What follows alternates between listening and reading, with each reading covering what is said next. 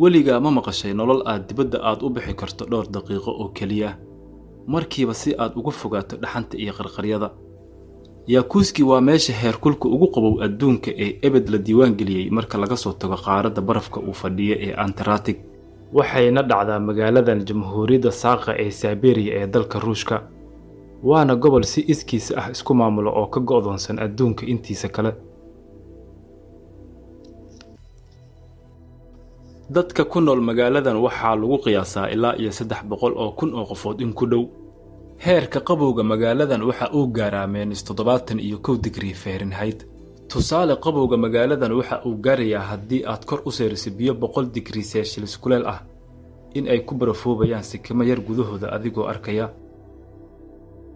waxaana la ogyahay qiyaasta biyaha ay ku uumi bixi karaan ay tahay 100 digrii Fahrenheit. bal marka waxaad qiyaastaa heerka qabowga daran ee ka jira magaaladan. laakiin dadka Yakuza ayaa ah qabiiro ku xeel dheer sidii ay ku badbaadi lahaayeen jiilaalka adag marka uu heerkulku hoos u dhaco 70 digrii Celsius. waxa ayna qaataan dhar culus oo dhogorta xoolaha ka samaysan. jawiga halkan ka jira runtii waa mid qariib ah marka loo eego magaalooyinka kale ee caalamka. sida tusaale, haddii aad maro biyo leh aad soo matuujiso kadibna aad warto, daqiiqado yar kadib waxaad ugu imaanaysaa maradaadii oo angegtay sidii baakadii oo kale. xitaa waxaa macquul ah in aad xabadda muuska ah aad u isticmaasho in aad wax ku kawsato sida buriska oo kale. heerka qabowga ka jira meeshan daraaddeed waxaadba moodaysaa in aad ku sugan tahay meel ka baxsan meeraha dhulkan. dadku halkan ma xiran karaan muraayadaha ama ookiyaalayaasha birta ah, sababtoo ah birta ayaa ku dhegi karta maqaarka jirka. haddii ay rabaan in ay bixiyaanna hilibkooda ayaa laga yaabaa inuu soo ruqo. sidoo kale, haddii aad gaari aad ku leedahay halkan, dhibaato weyn ayaa ku soo wajihi doonta xilliga jiilaalka barafka daran oo ah 7 bilood oo isxigxigta oo uu qabowgu uu gaaro -70 digrii Fahrenheit. isla markaana ma wadi kartid gaarigaaga. haddii aad ku adkaysatana in aad kaxayso ma damin kartid matoorka gaarigaaga, sababtoo ah haddii uu daqiiqado uu kaa dansanaado waa mid gebi ahaantiisaba barafoobi doona. marka dadku gawaaridu waxa ay kaga tagaan bannaanka, waxaad arkaysaa boqolaal gawaari ah oo waddooyinka yaala oo barafku uu qariyey. sababtuna waa mashiinka gaariga aan xamili karin qabowga dhacaya daraaddeed. matoorkuna ma shaqaynayo haddii uu batariga uu kaa dhaco, waxaana sidoo kale kaa fadhiisanaysa olayada matoorka. xitaa wax kale iska daaya qaaca gawaarida waa kuwo islamarkiiba baraf isku beddela magaaladan.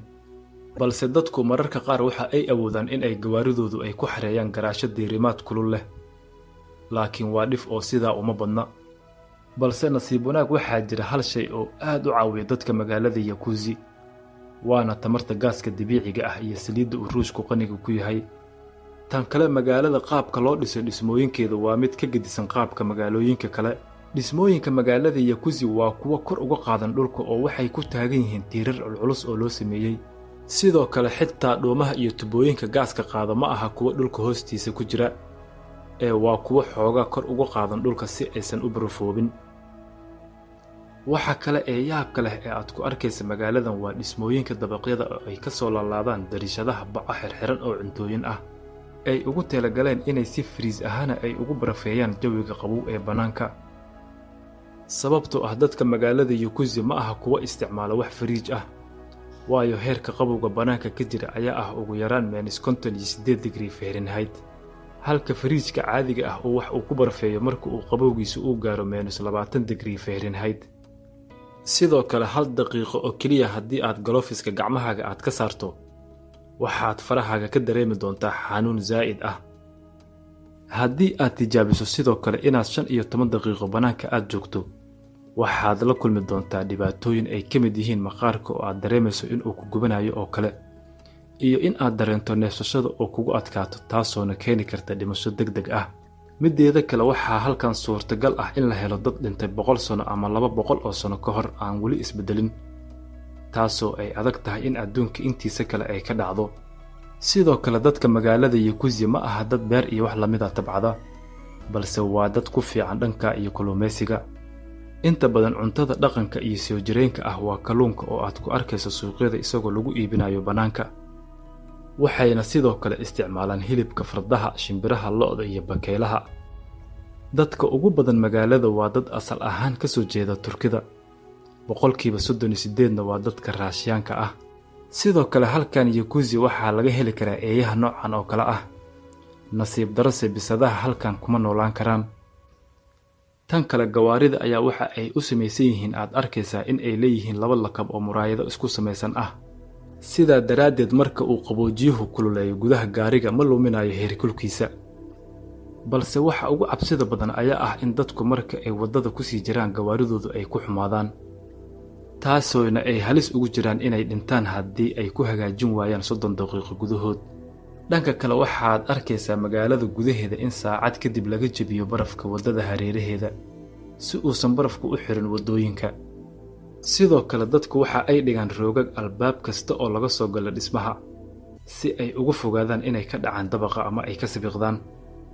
inta badan haddii uu qofku rabo inuu u socdaalo meel fog, waxa uu ku qasban yahay in markii uu 5 daqiiqo u socdoba in uu raadsado meel uu ka galo qabowga banaanka si uu u diirimadsado.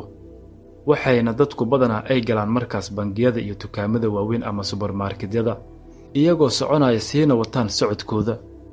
guryaha magaalada qolalkooda waxaa iyaguna ku jira kuleelyo koronto ah oo qol kasta dhexmara, iyagoona dadku diirimaad ay ka helaan. sanad walba waxaa magaalada Yakuzi yimaada dad ajaanib kala duwan oo ganacsato ah. ganacsiga magaaladan waxa uu ku tiirsan yahay gaaska dabiiciga ah iyo macdanta diamond-ka. su'aasha ugu badan ee la isweydiin kara ayaa ah sida ay tahay Yakuzi inta la joogo xagaaga. celceliska heerkulka maalinlaha ah ee bisha Juun, July iyo Agoosto ayaa noqda sidan. bisha Juun waxa uu gaaraa jawiga 16 digrii Fahrenheit. July waxa uu gaaraa 19 digrii Fahrenheit iyo Agoosto oo iyaduna celcelis ahaan uu jawigeedu uu gaaro 15 digrii Fahrenheit. sidoo kale iftiinka maalintii waxa uu hoos ugu dhacayaa 5 saacadood xilliga qaboobaha, halka qoraxdu aysan dhicin bilaha xagaaga 20 saacadood.